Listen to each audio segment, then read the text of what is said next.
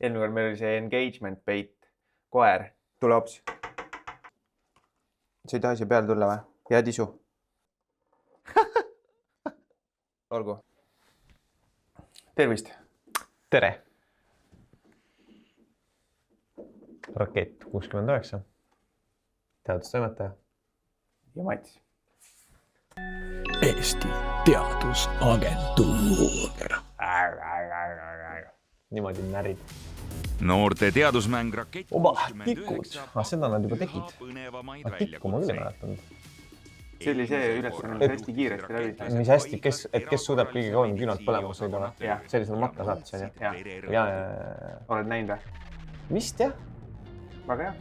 Keegi lihtsalt, nad tahtsid ära kustuda. Nad ei pidanud isegi küünalt põlema umbes. Oli küünal neil või? Ei, nad pidid ise tegema 5 minutit hoida. Neil oli üks kuubik, mis ära kustus. Ja, õige jah. Rakett 69 võitjad ootab 15... Mis tänasest saates siis ootad? Ma ootaks... Mul on niisugune tunne, et ma tahaks nagu mingit... Et mulle tuleb tänasest saatest selline, kuidas ma siis ütlen... Ma tegelikult tahaks tänasest saatest näha, et need tiimid, kes tehakse, et nad saavad Christopheri ja on mingi Christopher, me toome sulle kõik punktid, siis nad võidavad kõik 3 saavad Christopheri veel sinna lõppu. Aga miks mitte niimoodi, et Christopher, too sina meile kõik punktid või selle jaoks ei ole alust või? Nojah, see võib ka olla jah. Ühesõnaga jah, et kõik saaks punktidega peale. Muidugi, nagu sinu poolt olles, ma tahaks, et need, kes on ees, läheksid veel kaugemale eest ära, sest see tähendab, et punktisüsteem töötab. Jaa, aga nad ei pea kaugemale eest ära minema, meil on lihtsalt oluline, et tuleks selge top 6, nad ei pea mingi ülikaugel. Hea on just, kui on tasavägine pigem. Tere õhtust! Tulevased teadustähed juhivad täna vahelduseks raketile hoopis väiksemaid õhumasinaid ja üks droon juba läheneb. Maagiat ootan ka siis. Võistlejate sooritusi jälgivad füüsik Aigar Vaigu. Tüdrukute tehnoloogiakooli HK Unicorn Squad tegevjuht Liis Koser ja Elektrilevi ülevaatustööde tehniline juht Rajan Saar. Droonide kasutamine võimaldab eelmine aasta me ka rääkisime natukene droonidest ühe Elektrilevi saatega koos. Kas see oli siin, kus rääkisid sellest, mis termokaameraga droonidega vaatatakse kõrgepingeliini üle või see on kuskil mujal oleme rääkinud? Kusjuures ma ei teagi, ma imestaks, kui see on olnud siin, aga mul ei ole nagu kohe seda konkreetset mälestust. Aga eelmine kord, kui me rääkisime Rajaniga sellest, siis ta oli just tulnud Elektrilevisse ja ta oli no me alles teadsin, paneme paika seda võimekust ja värki. Ja siis tuli veel, et ta enda taustab, et ta on nagu, ma ei tea, mitu aastat Euroopas lennanud kõiki suuri, kõige kõrgemaid liine droonidega vaadelenud, et ta on nagu super suur ekspert seda taada, lihtsalt Eestis meil veel ei olnud nagu väga suurt kogemuste pagasid. Aga täna, nagu näed, siis meil juba tulevad Eesti liinidest ülesanded. Indrek Karja. Loodan, et punaste tiim on vägagi potentsiaalikas. Teine asi, mis ma tahaks saada meie saatevaatajate statistika nendelt huvilistelt, on see, et kuidas osaleja hobid korreleeruvad tema tulemusega saates.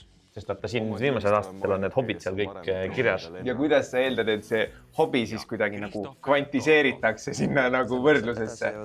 Pean ma edaspidi võitma kõik. Või nagu, et mismoodi me ütleme, et nagu, et tal oli mäesuusatamine, meil on üks andmepunkt mäesuusatamise kohta, et siis kõik, kes mäesuusatavad, saavad 0 või? No see on kehv, see on madala väärtusega statistikaga, seda saab teha nagu. Et mis hobidega inimesed näiteks kõige tõenäolisemalt finaali jõuavad. Kui on mäesuusataja jõudnud finaali ja teda on ainult üks olnud, siis näiteks triatlon on päris hea, kui teed. No võt. Mina tahaks, et inimesed teeks statistikat selle kohta, et milline on see liigutus, mida siin algus tehakse ja kuidas see tõlgendub sinna. Mõtle, kui sa oled alati see vend, kes tuleb ja siis sa alati võidad ka, oled see superkangelane, siis ma teaks, et ma lähen ja ma olen... Või oled see vend, kes kebaabi sööb? Noh, seda venda ma ei tea. Ta siin paar taustajutku tagasi oli, on ju. Jah. Rohelised tunduvad päris tugevad, sest Timofei on läbinud droonikursuse. Ma läbisin ka droonikursuse vahepeal. Kas said targemaks? Kas oleksid selle saate teistmoodi üles ehitanud? Neid ülesandeid teistmoodi disaininud? Ei. Mis käisid siis? Ma sain teada, et selle A1A3 drooni loa võid endale teha lihtsalt kodus diivani peal. Logid sisse, maksad 10 eurot riigilõivu ja siis teed ära. Teadmised peab ikkagi olema. Okei, pead testiga tegema? Jah. Arvuti ka ülesanne. Tekstiülesanne ju. On tekstiülesanne või? Kaardi ülesanne. Tuleb ka õhus teiste liiklejate ja erinevate takistustega arvestada. Koostage lennuplaan, mis võimaldab droonil elektritaristut ootult inspekteerida. Kas võistlejatel on oma nutiseadmed ka kaasas selle arvutuste all või? Ei, stuudios ei ole. Nüüd üle. 2 kaarti, võtke 1 kaart. Valgustaja magas veid, see oli pime, oli päris pikalt. Ja Tal oli lihtsalt teine stardipauk. Heli levis nii kaua valgustaja. koordinaate vaatama. võistlejate ülesanne on kaardi põhjal kokku panna detailne juhis, mis määrab drooni teekonna läbi maastiku. Vaatluslennu käigus peab droon jäädvustama ettenähtud elektriliine ja maste. Nagu visuaallennu juhend või? Sa pead nagu koordinaatidega panema need punktid, kust kuhu sa lendad ja siis, et droon saaks seda ise teha. Okei, sõlmpunktid ja siis kõrguse maapinnast ka. Jah. No ei, siis sa defineerid 3-mõõtmelise koordinaadi siis üldiselt, eks ju, millest üks on kõrgus maapinnast. Ja siis ta lendab nende koordinaatide vahel. Ja siis need peavad jääma siis selle mingi toru sisse, mis sinna kõrgepingeliini ümber on tõmmatud, kus ta on optimaalne vaatlus teha. No tegelikult isegi olulisem on, et nad jääks nendest torudest välja, kus on ohtlik lennata drooni. Okei, et see on nagu siis, see on mitte toru, aga see on sõõrik. Ehk siis selles mõttes, et sa ei tohi liiga lähedal olla, sest siis see on ohtlik ja sa ei tohi liiga kaugel olla, sest sa ei näe midagi. Laias laastus jah, aga et sa peaksid olema eks ju peal pool, alt on nagu mõttetu. Oi, tere. Sealt alt ka ei näe väga. Ja meil oli antud neile ette infomaterjal, mis defineeris sealt, kuidas ja mida. Ja see on nagu 2 osa. Ja ma võiks näidata seda infomaterjali, mul on tunne, et võib-olla isegi natuke lahedam on läheneda läbi Maa-ameti kaardirakenduse, nagu meil ikka meeldib teha seda. Sest et ma juba ütlen ette, et ma natukene, mille põhjal see esimene ülesanne tuli, me tegime selle siis, kui meil oli juba teine ülesanne ja 3. ülesanne olid paigas, meil 3. ülesande jaoks on siis mastidest mingid kindlad pildid, sinna jõuame varsti ja tundus, et oleks nagu lahe, kui saame seda kokku siduda.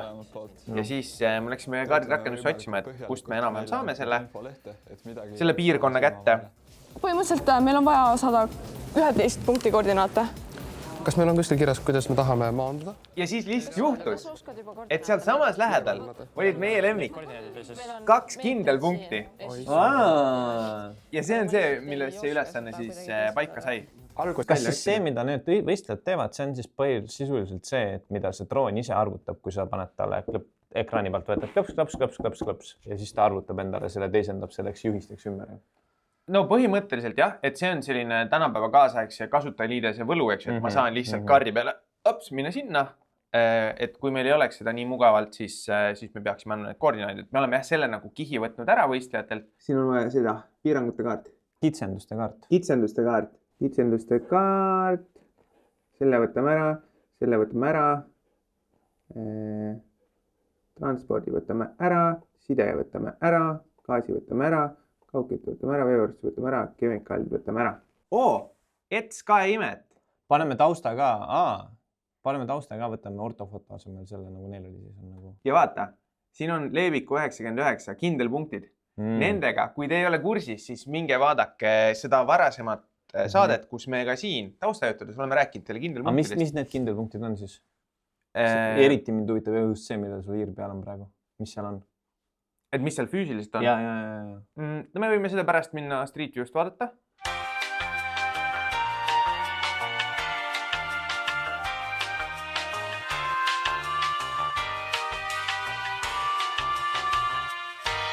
Näe, maapõjaline. Ehk siis seal peaks mingisugune maapealne asi peab kindlasti olema. Kes siis on siin hiljuti liitunud meiega, siis kindelpunktid on punktid, mis on füüsiliselt asuvad kuskil maastiku peal, mis aitavad meil viia vastavusse siis füüsilise maailma sellega, mis on kaardi peale märgitud. Ja see on see, mis on võistlejatele siin antud selleks nagu viisiks, kuidas üldse sa suudad koordinaati tekitada selle sama kaardi peal. Et meil ei ole seal mitte mingit nagu kindlat koordinaatvõrgustikku selles osas peal, et võistlejad peavad siis lähtuma nendest 2 kindelpunkti koordinaadist, need on neil ette öeldud ja siis saavad hakata mõõtma. Nii et esimese sammuna nad peavad mõõtma ära, nagu kuidas need punktid omavahel asetsevad ja siis sealt saavad selle mõõtkava, on ju. Ja siis läheb edasi. Neil on selline infomaterjal, droonilennu planeerimine, võite panna pausile ja lugeda läbi, kui tahate rohkem lugeda. Siin on kirjalt ära, mis on kaitsevöönd, sellest saame ka kohe varsti natuke rohkem rääkida. Siis on öeldud, mis on kindelpunkt ja kaardil on märgitud kindelpunktide koordinaadid ja on öeldud, et me alustame sellest punkti 1. Nende vaheline kaugus päris maailmas on ka ära antud. See on väga mugav ju. Ehk siis selle põhjal sa saad võtta, eks ju, seda mõõtkava leida. Vaata, võistlejate kaardil, siin on öeldud neile mõõtkava 1/5000, et selles mõttes mõõtkava on ka antud, aga pigem vaata, mida sa saad siin kasutada. Võib-olla rohkem kui see nagu mõõtkava põhjal arutamine on see, et ma saan suhteliselt ilusti nagu endale võtta need X ja Y-telje projektsioonid siit. Et ma saan põhimõtteliselt hakata siit, kui mul on vaja mõõta näiteks see post siin, olgu siis öeldud, siin on eks ju legend, saate kiirelt legendi lugeda, aga nemad peavad seda R69 masti kaardistama, ehk siis see roosa või lilla, kuidas tahad öelda siin, igal pool, kus on see kriips peal, see markeerib siis seda elektriposti siin nurgas ka, millest on vaja pilt teha. Ja nüüd sa saad võrdlemisi lihtsalt niimoodi, et sa mõõdad selle siit, tõmbad võib-olla ristipidi joone, tõmbad siit ristipidi joone, ristipidi joone, ristipidi joone ja sa saad siit ilusti välja mõõta nende 2 siis nagu suhet saad juba kasutada isegi võib-olla arvutuslikult, et sul on kõige lihtsam, et sa võtad selle 0 punktiks, mõõdad mitu millimeetrit, see on siis nagu X-telje või Y-teljes nihkes, eks ju, ja sa tead, mis see siis nagu koordinaadi väärtuses klapib ja sa saad täpselt niimoodi ilusti arvutuslikult kõik siis projektsioonide põhjal võtta ühele horisontaalteljele, vertikaalteljele ja saad suhteliselt kiiresti ja lihtsalt paika. Seda enam, et selles ülesandes neil on antud ka nagu tabelarvutusprogramm, eks ole, Excel, Google Sheets, kellele mis nimetus meeldib selles kontekstis, et sa saad selle nagu valemina sisse kirjutada nende 2 punkti põhjal ja nendelt mõõdetud siis nende projektsioonide põhjal. Ja mis siin siis oluline on see, et me ristume siin ühe kõrgepingeliiniga ja selle kõrgepingeliini kaitsevöönd on suurem. Mis tähendab, et siin tuleb siis teha otsus, kuidas me ületame seda kõrgepingeliini ja siin samamoodi. Ja see tuleb siis ka sisse programmeerida, aga sisse planeerida sellesse lennuplaani. Ja võib-olla juba etteruttavalt ütlen ära, et me seda kaarti lihtsustasime, eks ju. Siin on liinid näha, siin on kõrgepingeliin ja siin nagu rohkem liine ei ole. Kui me vaatame seda päris kaarti, siis siin tegelikult on veel neid selliseid segavaid liine, mis ei ole justkui olulised.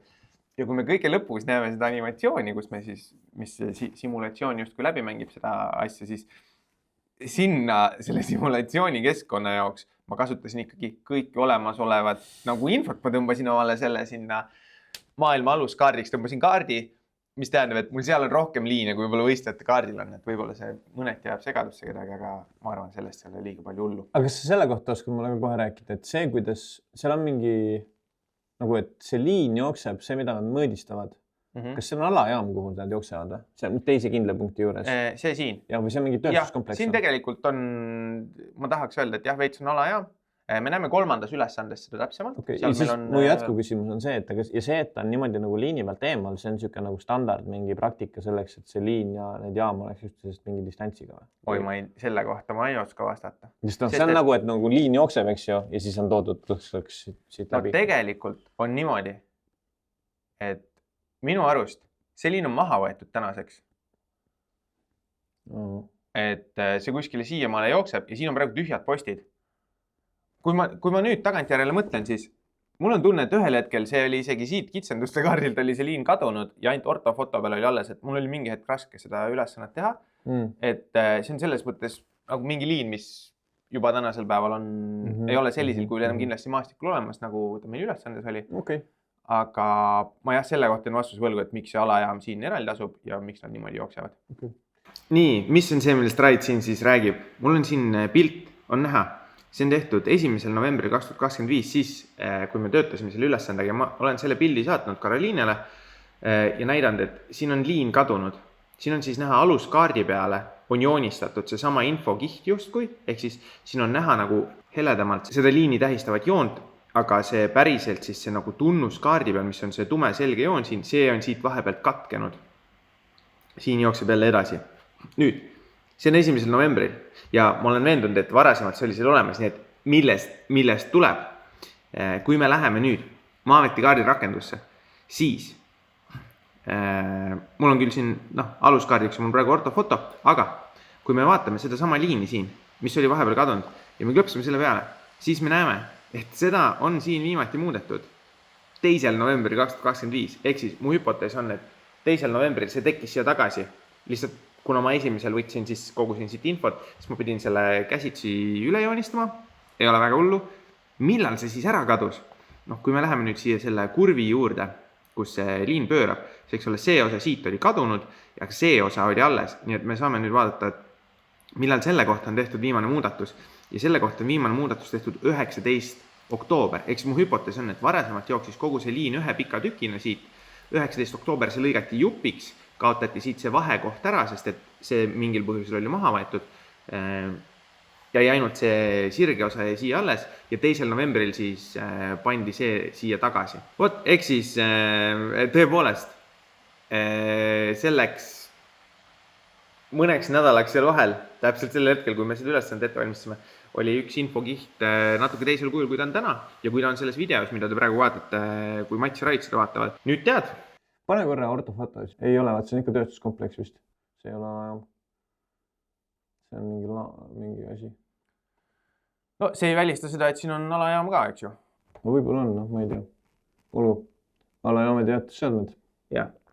Võib-olla ma siin korraks kaitsevööndi peal peatun, et kui keegi tahab tunda huvi kaitsevööndi vastu, siis mitte küll Elektrilevil, aga Eleringi kodulehel on päris palju hea visuaaliga ohutusmaterjale ja kui te leiate üles minu arust see tuleb siit. Elering, taristu, elektripaigaliste ohutus. Siis vaadake siit, saate kätte liinide kaitsevööndis tegutseja meelespea. Ja siin on sisukord, aga siin on kõik need ilusad joonised ka koos.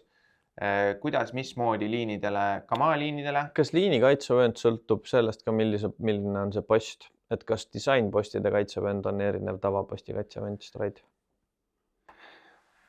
Rohkem sõltub sellest, mis on liinitüüp ja meil on siin tabelis, eks ole, me lihtsustasime kokku erinevate infoallikate pealt, mis me leidsime selleks, et meil ülesanne raamistuks ära, et ma ei pretendeeri siin absoluutsele tõele, aga on isoleeritud ja isoleerimata õhuliine. Ehk siis on siuksed, millel on suur kaitsekiht ümber ja siis on siuke, kus jookseb lihtsalt traat, mida sa kohe kindlasti katsuda ei tohi, mitte et sa seda isoleeritud liini tohiks, aga seal on kohe, on siis see kaitsevöönd on suurem. Siin näiteks meil see kõrgepingeliin 110 kilovolti isoleerimata. Seda me saame vaadata siin, et sellisel juhul meil peaks olema 25 meetrine kaitsevöönd. Ja hästi lihtsustatud meie ülesandest, sa võid mõelda, et see on silinder siis seal ümber, eks ole. Ja kui sa tead, et elektriposti kõrgus on 32 meetrit ja sul tuleb raadius 25 alla, ehk siis nagu maast 7 meetri kõrguselt juba see algab ja see läheb üles siis 32 plus 25. 57 meetrit. Et sa võid mõelda sellist silindrist seal ümber. Kuule ongi õige ju. Vaata näiteks siin selles infomaterjalis. Näed see pilt, siin ka just kui on see silinder, aga ta ei ole silinder, sest et tihti on, eks ole, neid kaableid siin liinide vahel rohkem. Ehk siis siin on ka näidatakse, et 3 meetrit kõige alumisest alla ja antud juhul, kui sellel on 3 meetrit, et kõige ülemist samamoodi, et see võib olla tihti siuke välja venitatud natukene, sellepärast, et sul on vertikaalis mitu tasandit seal. Vot, aga soovitan kõigil minna ja otsida see materjali üles, lugeda läbi, paneme siia alla lingi ka. Päris huvitav, siin on eraldi veel kohe lõpus, et mis asi on elektromagnetväli, ka huvitav lugemine. Kui sa veel ei tea või kui sa tead väga hästi, siis saad võrrelda, mis tasandil lihtsustusi tehakse. Nii et minge piiluge. Kulutame väärtuslikku aega selleks, et teisendada vahemad meetriteks, aga tegelikult pole seda vaja. Pikkus. Teisendame vahemad meetriteks, ehk ta tahtis ka seda mõõtkava rakendada, nüüd nad seda arvavad, et neil ei ole vaja, et neil on lihtsam isegi mitte teha. 58 on X ja 25 on Y, kui ma ei ole neid nagu ära vahetanud. Ei, see on hästi. Mulle tundub, et see töötab. Roheliste koostöö sujub väga hästi. Igal ühel on tiimis oma roll ja kõik töötavad väga hästi kaasa. Kas mul on vaja alguspunkt ka märkida või? koordinaadina. Meil on need koordinaadid antud muidu alguse. Alguspunkti koordinaadid on olemas. Aga ma ei tea, kas me peame märkima selle. Peame panema. Siis ilmselt. No. Nii, sa said panna siis nagu punkti ja mis seal just kui tegema peab. Need on natukene toortõlkena tõlgitud sellisest tarkvarast nagu ArduPilot, mis on see, mille põhjal me oma simulatsiooni jooksutasime. Aga et sa saad panna, et selles koordinaadis teosta siis õhkutõusu tegevus, see on lihtsalt vahesihtpunkt. Kauba maha panek pildist, alusta videot, lõpeta video ja maandumine vist. Ehk siis laias laastus lendad läbi, märgitad, kus peab pilti ka tegema. Igale koordinaadil mul peab olema nagu mingi asi selleks, kas see on lihtsalt vahesihtpunkt? Jah, võib-olla. Selles mõttes see lihtsustab, et mul ei ole eraldi vaja mingit lisapildistamise tegevust saata, vaid ma ütlen, et kui sinna punkti lendad, siis tee pilti. Päriselt muidugi defekteerijad teevad neid pilte standardiseeritud kujul, jälle kolmandas ülesannast näeme rohkem, et lihtsalt ühest pildistamist ei piisa, aga... Kuna arvutaid on ainult üks, takerdub töö andmete sisestamise taha. Aga siis meil on vaja hoopis selle koordinaate kuskile. Me saame siia minna, teha pildi ära. Teed pildi, tõused, lähed kohale, langed. Sa ei saa kohe tõusta. Sa saad tõusta ainult, sa saad lennata ja siis tõusta. Ei, aga Ralf, sa liigud samasse kohta, kus oled, uuele kõrgusele. Meil kulub veidi aega koordinaatide väljaarvutamisele. See on minu arust nii ilus dialoog seal. Et justkui, kui sa peaksid iga tegevuseks panema uue koordinaadi, et kuidas ma saan sama koha peal tõusta.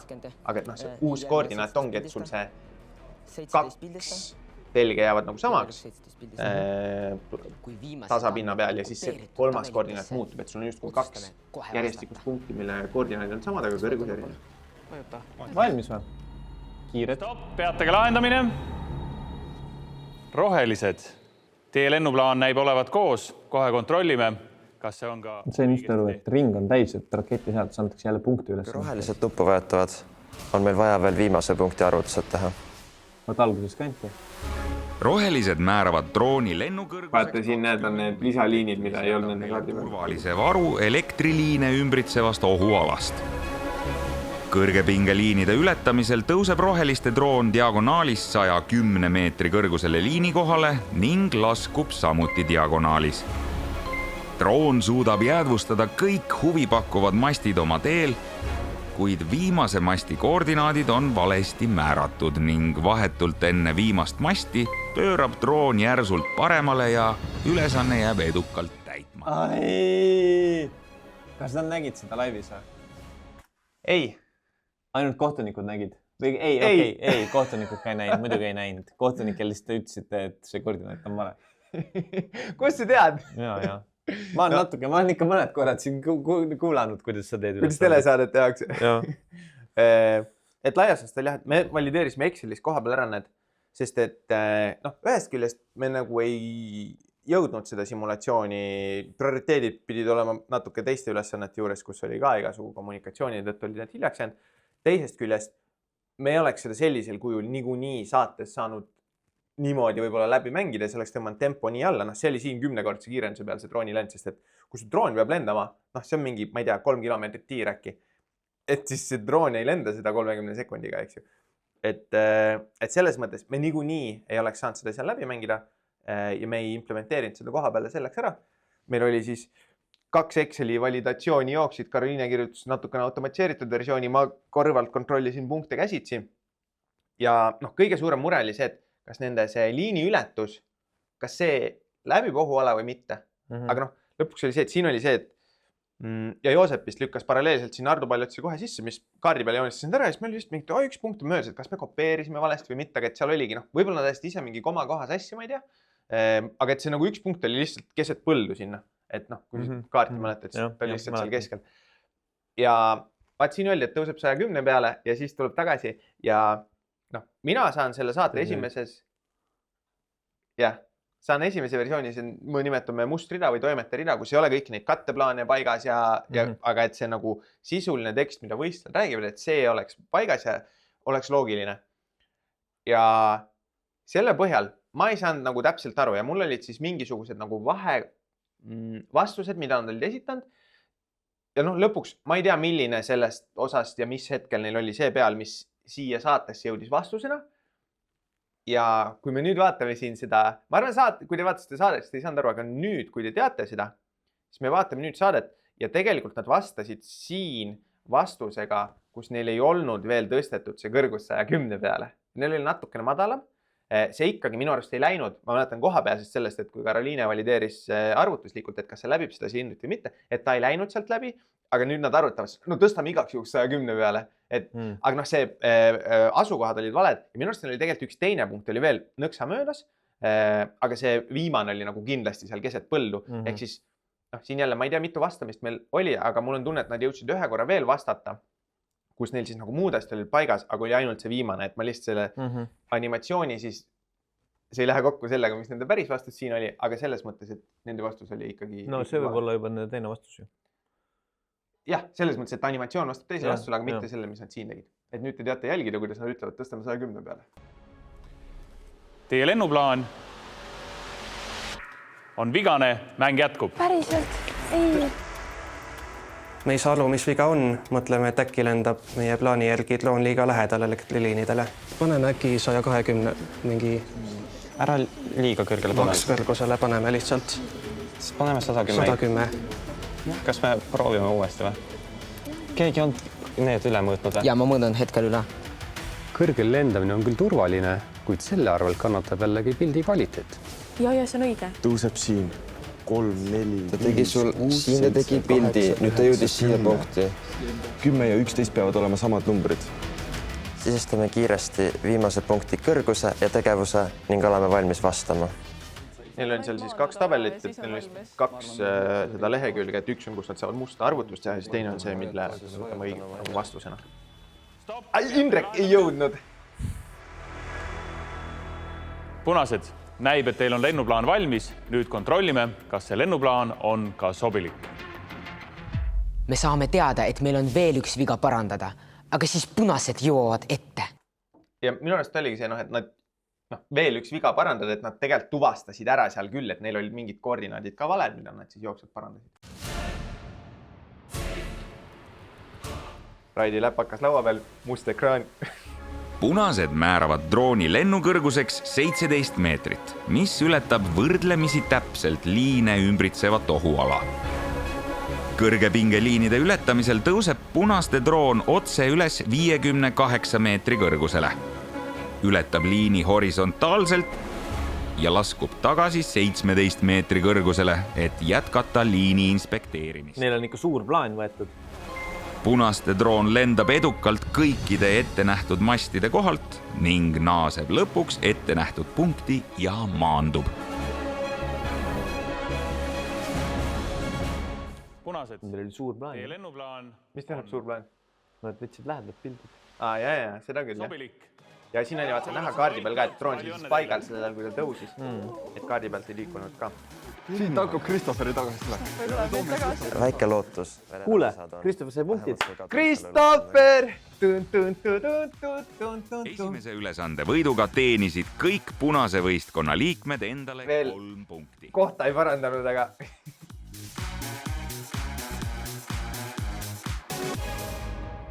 Läheme järgmise ülesande juurde.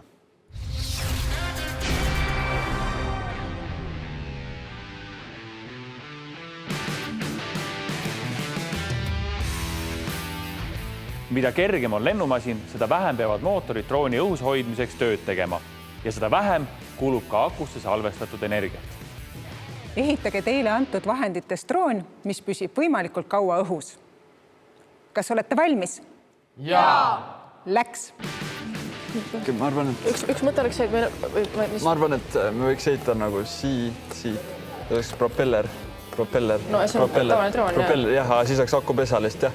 Ja meil oleks mõte need, et pikad tikud olekski nagu risti pikkus ja siis oleks veel üks pikk tikk. Oleks nii ja siis need jäätisepulgad oleks nagu tugevdus, et mõlemale poole. See läheb liiga raskeks. Võistlejatele on antud droonimootorid, juhtelektroonika, pult ning ehitusmaterjali kere ehitamiseks. Kui droonid on valmis, pannakse need proovile kestvuslennus. Kas me tahame akku nagu siia alla panna äkki? Originaaltroon on 63 grammi. Me mõtlesime ka, et kuidas me teeme selle, et ma tahaks premeerida ka natukene head pilooti. Et kui sa suudad nagu, kui sa oled nagu versus, et see sujuv lend on kindlasti säästlikum. samas me lõpuks sinna ei jõudnud, sest et see plaan oleks olnud näiteks ala, et sul on mingi, ma ei tea, lendan mingeid ringe või ühte kohta, teise kohta, ühte kohta, aga lõpuks seos kadus ära ja sa pidid lihtsalt õhus olema. Ja ohutuse mõttes me veits ajasime taga, et kas me saame siis nagu mingi droonipuuri, ehk siis mingisugune puur, kus on võrk ümber, et need ei lendaks kuhugi. Ja lõpuks oli, esiteks ei saanud kohe, Lennuakadeemialt tuurisin ka Lennuakadeemia kõrvale, kus juures nüüd sa võib-olla oled isegi näinud. Ma olen näinud, jah. Suur drooniareen on tehtud, suur droonipuur, mis on nagu huvitav, sest et sa tohid nii lähedal lennuväljal ainult väga eri tingimustel lennata, aga ilmselt seal siis nagu puuri sees. Sa oled toas. Jah, toas, aus. Ja lõpuks meil see nagu puuriplaan jäi stuudiost ära, sest see oleks ka visuaalselt hästi palju võtnud seal ruumi. Ja siis olime, et paneme sangpommid maha ja paneme nöörid külge. Et nad ei saa ka nagu väga kaugele minna. Et okei, kui mootor lendab küljest ära, siis see mootor ikka võib kellegi külge lennata, eks ju. Aga meil oli nii kerged objektid, et see ohutase on suhteliselt madal. Ja korraks käis isegi läbi, et äkki ei pane neid nööre, mis ikka saab juhtuda. Ja Aigar siin ka ütleb, eks, et kui puruneb, paindub, midagi tuleb lahti, siis need lendavad, ta kukub alla. Ja lõpuks me ütlesime, et okei, jätame ikkagi, paneme need nöörid külge ja igaks juhul. Ja eks me siis kohe näeme. Droonipuuridest rääkides, kuidas minal saab ülesandeks mingi FPV ralli nagu, sest ma ei tea, kuidas see ülesandeks läheb, aga nagu oled näinud, siin liigad on, suured areenid on inimesed täis, lendavad seal värvist alates läbi. Mul on küsimus, et sa oled kunagi proovinud lennata FPV drooni? Ei. No võt, siis meil ei tule seda saatesse ülesandeks. See õppimiskõver. Aga kui ma proovin lennata, siis tuleb. No siis sul tekib hinnang, mis sa arvad, kui mitu tundi peaks enne harjutama, et sa saaks üldse nagu kontrollitud lennata. Meil on suht hea lahendus, et me ei saagi seda nagu... Need droonid on sellised mänguasja poe droonid siin. Võib-olla rohkem aega on läinud selleks, et lõhkuda sealt see olemasolev korpus ümbert ära. Elektroonika, seal tuli natuke asju lahti joota, kinni joota, esiteks, et panna ka tiimi leedid ja et saaks juhtmed kätte korpuse vahel. Ja neil on antud siis see sama poedrooni pult, juhtelektroonika ja kasutusjuhend. Ja kasutusjuhend on otse droonipakist. Me ei hakka seda kuidagi ümber kirjutama, sest et seal on ilusti öeldud, mismoodi, mis funktsioonid puldil on, kuidas ühendada, et näitasime selle täiskujul neil ette, et siis on nende ülesanne läbi lugeda, läbi töötada, saad aru, kuidas nad oma drooni saavad kontrollida. Ja siis sa saad siin kohe tiimina optimeerida, et kes ehitab, kes õpib. Et selleks, et kui droon on valmis juba täpselt kohe on lõks seal. Nii, me nägime, et rohelised tulid, eks ju, aga tegelikult me näeme nüüd sinist, sest sinine oli esimene, kes tegi katselennu ja siis roheline teeb kohe järele. Okei, et katselennud olid ka. Ja sa võisid katsetada kui palju. Meil oli katsetuseks antud neile 2 akut ja siis 3 kõige sarnasemat akut oli siis hoitud võistluseks, mis me andsime vahetult enne võistlust, et vahetsid ära, et kõigil oli sama täis aku samade parameetritega. Ja nüüd me näeme siin, kuidas see sinine droon tõuseb lendu. Aga ma olen sulle saatnud video, me eelmises osas natukene õrritasime teid siin. See ei näe minu arvest, ma ei tea, kas neil ei ole sellest head plaani siin või see ei näegi lihtsalt nii hull välja, nii et ma näitan teile Smaragda filmitud sotsiaalmeedia klipp, ma ei tea, kas sotsiaalmeediast läks, aga ta filmis oma telefoniga ja see on nii palju parem. Siin ta on.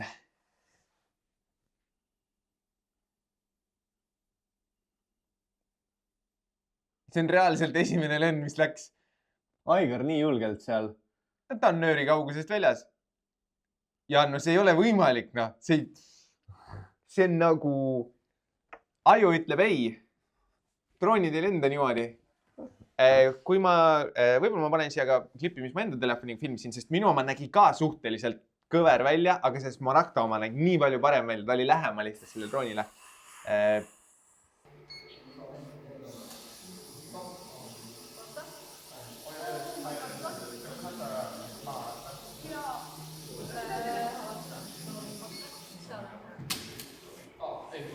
Ja nüüd vaatame seda, mis saates oli. Ja saates see ei ole üldse nii intrigeeriv. Sappa. Okei, katteplaan lõigati ära. Ja siis on see lõpu, see värel. Järelikult operaator ei püüdnud kohe kinni, ei lullu. me saimegi suht vähe. Te saite praegu lisaprivileegi lisanurgaga. Kas vaata hästi laperdama? Siniste katsetus läks küll edukalt, aga operaatori vea tõttu maandus droon liiga jõuliselt. Ettevaatust. Nii, no aga sa said ju oma selle ka ju, et sa premeerid pilooti. Sest et kui ta, ja see nöör on oluline roll siin. Et kas see nöör on pingul või see nöör on lõdva, et kui palju sul energiat Me peagi tegema enam suuri parandusi. See aku praegu lendab välja kohe, kui see droon kaldub. Padraami otsa lihtsalt ja teibi. See võib tagant ka tulla. See võib igalt poolt tulla ja see ei tohi püsti tõusta. Kõik teised tiimid juba testivad, aga Punane ei ole kordagi veel oma mootoreid tööle pannud. Kas oleks muudu midagi, kui me oleks propellerid lähedale toonud? Aga ma mõtlen, et siin nagu andsite piisavalt palju vahendeid, et saada piisavalt erinevaid lahendusi. Aga see on ju... No mina oleks tahtnud näha, et keegi teeb võib-olla haarami kuju, keegi teeb X-i, aga selles mõttes, ma arvan, me saame ka visuaalselt nagu suhteliselt erinevaid. Punastel on selgelt kõige nagu kitsama maa-ala peale topitud need asjad ära. Sinistel on see üks grilltikk, mis on hästi lapergune, eks ju. Kui me siin läbi katsetasime, siis Karoliine tegi siukse papist struktuuriga, millel oli päris suur nagu pindala, mis tähendab, et see õhuvool on piiratud ja ta lendas ka oluliselt vähem kui siin teised katsetused, mis me tegime. Et selles mõttes ma tunnen, et tegelikult neid nagu peenvariatsioone sai tekkida küll. Lõpuks jah, meil on, kõik on 4 propelleriga droonid, et visuaalselt on suhteliselt sarnased. Sul on ka teada, kuidas see peab lendama. Aga ma usun, et see ei tekita meile probleemi, sest et... Aga kas see ei oleks, kas keegi, nagu, kas siin oleks olnud võimalus teha 3 propelleriga või? No selles mõttes ei ole, et siis sul peab lennukontroller peab teise loogikaga mootoreid käitama. Ja 3 siis nagu propelleriga droon, millest 3 tekitavad üleslüket, tal on vaja 4. mootorit, et ennast 3-mõõtmelist maailmas suuta stabiliseerida. See 3. peab olema selleks, et 1 mootor peab pöörama, muidu sa ei suuda lihtsalt sa hakkad niipidi pöörlema, sest sul on 2 propellerit, mis keerlevad ühtepidi, 1, mis keerleb teistpidi. Neil oli ette antud siuke joonis, kus neil on öeldud propeller A, propeller B, propeller A, propeller B. Ehk siis need propellerid saavad pöörelda eripidi, ehk siis propeller ongi nagu eripidi kaldus. Ja see on oluline, sest et kui 2 propellerit pöörlevad ühtepidi ja teised 2 pöörlevad teistpidi, siis see moment, mis paneks muidu drooni pöörlema ühtepidi, see siis nullitakse ära läbi selle. Ja see on ka see, mida droon kasutab, et koha peal pöörata, et ta 2 propellerit aeglustab, natuke teised 2 on kiiremad ja selle tulemusena ta siis pöörab, nii kaua kui ta on õiges suunas ja siis ta on jälle kõik sama kiiresti pöörlema. Ehk siis see oli oluline, mis tähendab, et kõik see propellerite majandused 3 peale sa ei oleks saanud minna, sa pidid olema 4, sa pidid need õigesti paigutama täpselt samamoodi. Ma panin siin hetkel pausile, sest et tegelikult rohelised ütlesid ka, et no 1 propeller on veits viltu. Äkki me peaks korrigeerima, see on väga ilusti tuleb siin plaanis välja, eks ju, on näha, et see meie mõttes nagu tagumine, et see ongi oma nagu sellelt horisontaaltasandilt väljas. Suured, ütleme siis negatiivsed asjad, mida sa saad siin ülesandest teha, on see, et sa ei paiguta propellereid ühtlaselt keskpunktist kõik ühe kaugele, sest lennukontroller eeldab seda, kui 1 on kaugemal, siis jälle need momendid, mida need propellerid ja mootorid tekitavad, need on erinevad ja siis lennukontroller ei oska sellega võib-olla kompenseerida. Kui sa paned nad eri nurkade alla, siis samamoodi see droon tahab hakata kuskile poole kalduma, sõltuvalt sellest drooni tarkusest ta võib-olla tunnetab, et ta kaldub, siis ta peab mingit teist mootorit kiiremini panema tööle, et seda stabiliseerida. Jälle meil on ebaefektiivne droon, mis kulutab rohkem energiat, sest mingid mootorid peavad liiga palju pöörlema. Lõpuks siuke võib-olla loogiline lähenemine, et ma proovin võimalikult sümmeetrilise teha. Pigem väikse on võib-olla ka soovitus. On hea, aga propelleri ei tohiks 11 katta, see on ka oluline.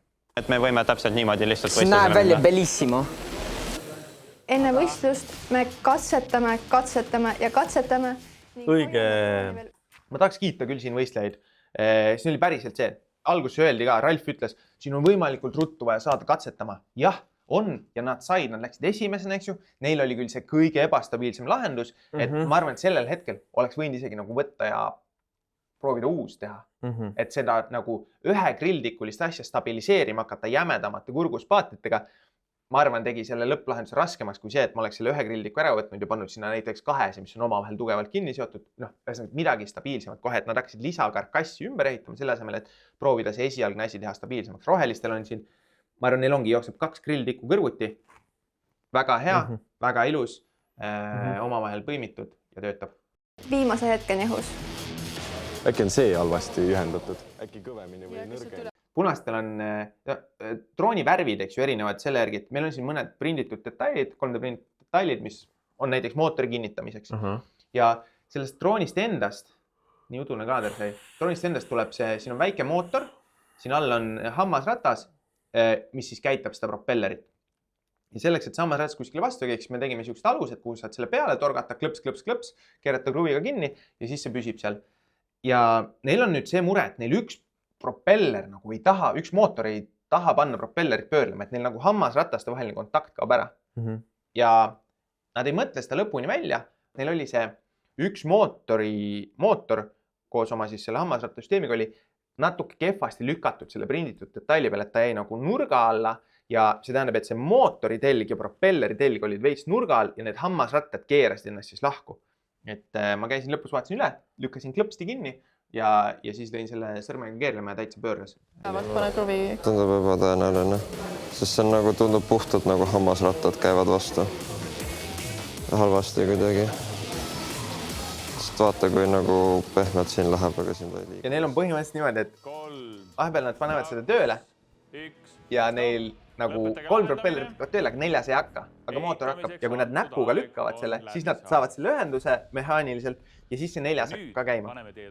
Ja võistluse jaoks ka Aigar sõnastas seal kuidagi, ma oleks seal lihtsalt tõusete õhku, kui me ütleme. Ja siis on kõik. Aigar ütles, et me loeme 3, 2, 1, siis teil on 3 sekundit, et teie droon tõuseks õhku. Andis sinna veel nagu mingi andestusaja ja minu jaoks oli segane, aga nüüd tuleb välja, et seda tegelikult oli väga vaja. Nii et kohe näeme siis võistlust. Raketlased, käivitage mootorid. 3, 2, 1, droonid õhku. Ma ei ole ehk siis 3 sekundi jooksul, mis pidi üles tõusma. Armin jooksis, lõi näpuga pöörlema selle ühe ja siis ta sai selle mehaanilise ühenduse. Mis on kohe 3 sekundit taku seda. Kuna droon laperdab, siis lasi poole tõmmata. Aga see võtab rohkem energiat. No see on nii paigas. Aga see on ju täiega nöör on ka pingul ju. Jah. Näen, et siniste droon on väga ebastabiilne ja punased liigutavad enda drooni edasi-tagasi, nii et arvan, et meil on väga head võiduvõimalused. Ta mingi hetk tuleb natuke madalamal ka. Ja nüüd oli nöör lõdvajal. Näita klassi. Meie droon on ilmselgelt kõige ebastabiilsem, aga me ei tea, kuidas see juhtus.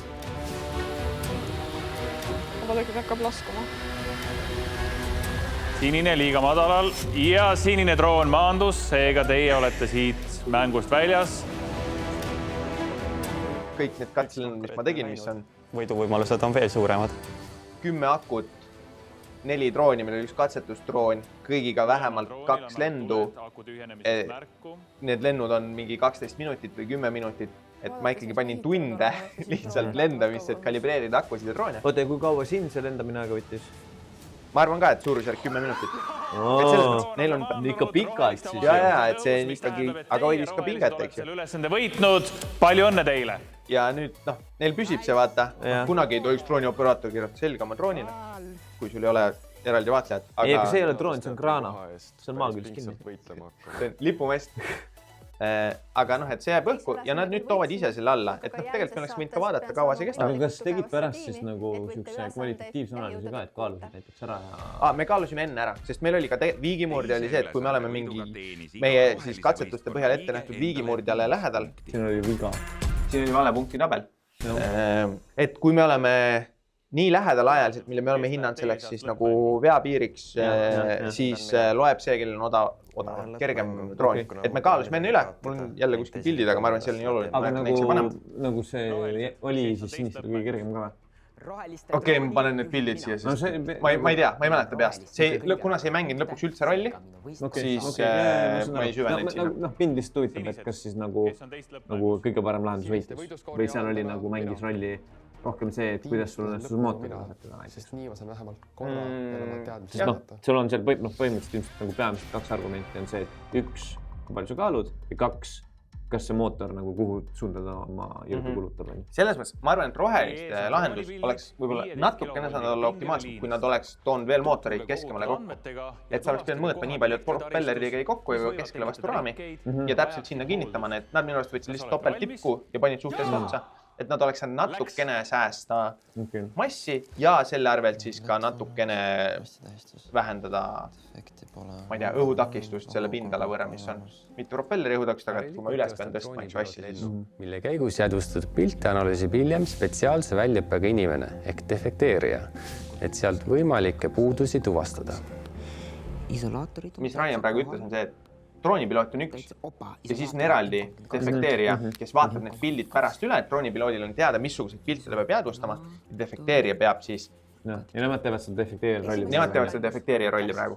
Seekord proovin võtta rahulikult ja süveneda abimaterjali. Nii, vaatame edasi, kas siin on. Neil on siis selline kiirjuhis antud ette, millest kusjuures osad pildid on isegi samadest mastidest, küll mitte nagu kõik, et sa ei leia kõiki vigu sealt, aga et see viitab sellelt, missuguseid vigu üldse otsida. Aga siis saan aru, et palju kiirem on ju võtta üks mast ning leida sealt kõik vead üles. Nii, M33 näeb välja hea.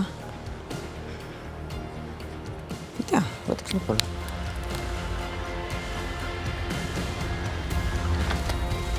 Stopp, peatega lahendamine. Timofei, kas sul on analüüs läbi viidud? Jah. Kontrollime. Mastil M31 on kõik korras nagu Norras. Mast M32. Esiteks, see on väga viltu. Teiseks, isolaatori peal, siin on väike osa on ära kukkunud, et ma arvan, et isolaator on ka katki. Siin minu arust... Nagu selles vasakpoolsel isolaatoril seal ülevalt või? See täpne? Siin. Ta võib-olla mõtleb seda. Et siin on ka tegelikult, see on suhteliselt siuke, nõuab täpselt silma eri nurkadelt piltide vaatamist, et kuskil on lihtsalt linnu kakka peal ja me ei pea seda puudutama. Ja mastil 35, ühe isolaatori peal on juhtmekiud siin natukene katki, siin on seda näha. See on kõik. Kuna siin on päris palju selliseid, kas on siuksed vaieldavad küsimused, eks ju? Vale ja mäng jätkub.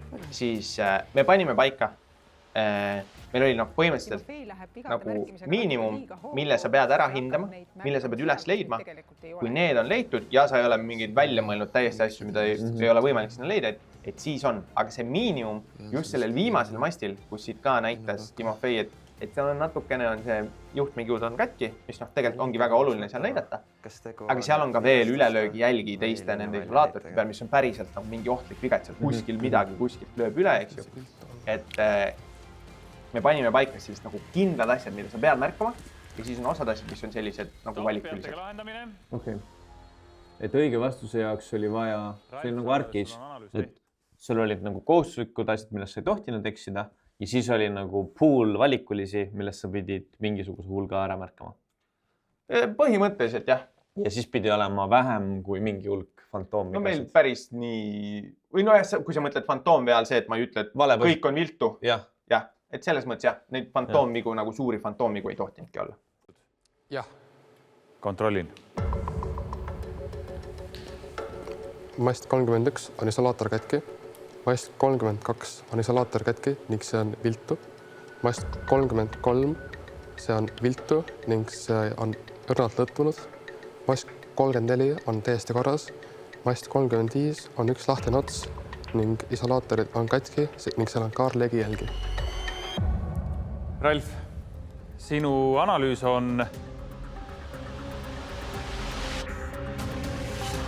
õige. Sina oled selle ülesande võitnud, palju õnne sulle. Ma peab ainuke asi, mis Timofeil märkamata jäi, oli see kaarlegi jäljel. Jah, seal on selle sama, kus need kaarlegi jäljel on, seal on veel natuke näha mingeid defekte, mis oleks see, mis peaks aitama su tähelepanu, siin tuleb päriselt defekteerija, markeeriks sinna veel nagu umbes 3 asja võib-olla. Aga et see nagu suur kriitiline asi. Siin need postid olid nimetatud niimoodi M31, M32 ja nii edasi. Kuidas see nagu, neid posti muutumine on ju nagu, kuidas päriselt on? Neid poste on ju nagu, jah, mis sa arvad, mitu elektriposti on Eesti Vabariigis? Ma ei tea, aga nagu liinipõhiselt sul on nad nummerdatud. Et see ongi selle liini M31, M32, Mast 31, Mast 32. ma eeldan seda, see tähendab. Keegi jalutas stuudiost ära viimase võtte all. Ei, nad kõndisid sealt ümber kohtunike Christopheriga. Et kaevanduse töö kulgeks ladusalt, ära tee, oota, Timofei, oota, kuulake. tuleb šahtidest tagada ventilatsioon. Tühjendamine ja probleem, aga stabiilsus üles, mis sul on. Ja kaevandatud kivimid maapinnale tuua. Ja lihtsalt nagu viskareas. Ei, oota, mitte nii, ettevaatlikumalt. Sigrid, ma arvan, et võid natukene rohkem kivikesi panna. Kes on 16. hooaja võistlejad? Saa raketlastega lähemalt... Järgmine on siis viimane episood, vaata. Võistkondlik. Enne teadusseadlik. Selles mõttes. Vaata, no pane mulle punkti skoori veel korra siis. Vaatame siis, mis meil värk seisul on. Christopheril on 7 punkti ja 6. kohal on 15. Christopheril ei ole 7. Tähendab 7 punkti puudu. 11. ja 6. on 15 punkti. Mäletad, kui Roosmarii oli vaieldamatu liider saates? Mäletan. Ja nüüd ta sai 1 punkti ainult. Kui sa vaatad siin, mitu tüdrukut võiks maksimaalselt jõuda järgmise saatega edasi teadusseadriks? No selles mõttes on võib-olla suht keeruline hinnata, et me saame järgmises saates... Roosmari, Sigrid, Elis enam juba nagu on kaugel. Ma arvan, see on liiga kaugel. Okei. Sigrid on piiri peal. Mis peaks juhtuma, et Sigrid saaks? Ma ei tea muidugi, kellega ta kokku läheb ju. Ei. See jälle läheb keerulis. Aga mõte ongi selles, et me võime siin vaadata, et nii Roosmari kui Sigrid on napilt seal all, eks ju. Kui nad on erinevates tiimides, siis... Siis mõlemad ei saa saada. Siis, ma ei julge praegu peast öelda, eks ju, aga võib juhtuda, et nüüd kui üks saab, siis teisel kaob lootus ära. Ma kujutan ette, et osalejatel oli see nagu väga selge. Ja me näeme järgmises osas... Neil oli kõik välja arvutatud. Järgmises osas, et neil on väga selge. Et seal läheb tõesti, on inimesed, kes on nagu, mul ei ole lootust, aga tead, ma võin siin ju... moe pärast nagu olla kaasas. Et tiimis ka siis läheb siukseks nagu... Ei, keegi minu arust nagu käega ei löö, aga selles mõttes on väga selgelt näha need, kellel on kriitiline mingi ülesanne võita, kes on mingi, okei, saad aru, te munete, ma teen ära, sest me peame selle võitma, et nagu, ja samamoodi on inimesed, kellel on kindel edasipääs, eks ju, kellel on nagu mingi, teeme siin seda, ja siis on need inimesed, kes on joone peal, kes mingi nii, võtan selle, sa ei võta, okei, ma panen ise, teeme. See kõik ja palju veelgi juba järgmisel nädalal. See kõik ja palju veelgi. Aitäh, et panete ikka laiki videole. Ma tahaks öelda, et see aitab meid palju, aga meil on nii väike kanal siin, et ilmselt ma ei tea, kas see aitab meid või mitte, aga vaadake ja saatke sõpradele ja ikkagi kui meeldib, siis pange kommentaari. See kommentaari osa on kõige lõbusam. Et isegi Mats teinekord läheb ja loeb neid kommentaare. Ma mõtlesin kirjutada, et kirjutab. Kirjutab? Mine kirjuta! Olgu. Selle episoodi alla. See on ju keeruline. See mul läheb meelest ära. Sa pead järgmisel filmimisel mulle meelde tuletamas. Et sa läheks eelmise episoodi alla? Jah. Mine siis kirjuta praegu eelmise episoodi alla. Okei. Teeme nii. Ja siis... Teeme nii. Vahva. Edu meile kõigile. Ja püsige uudishimulikud. Küsige miks. Tšau.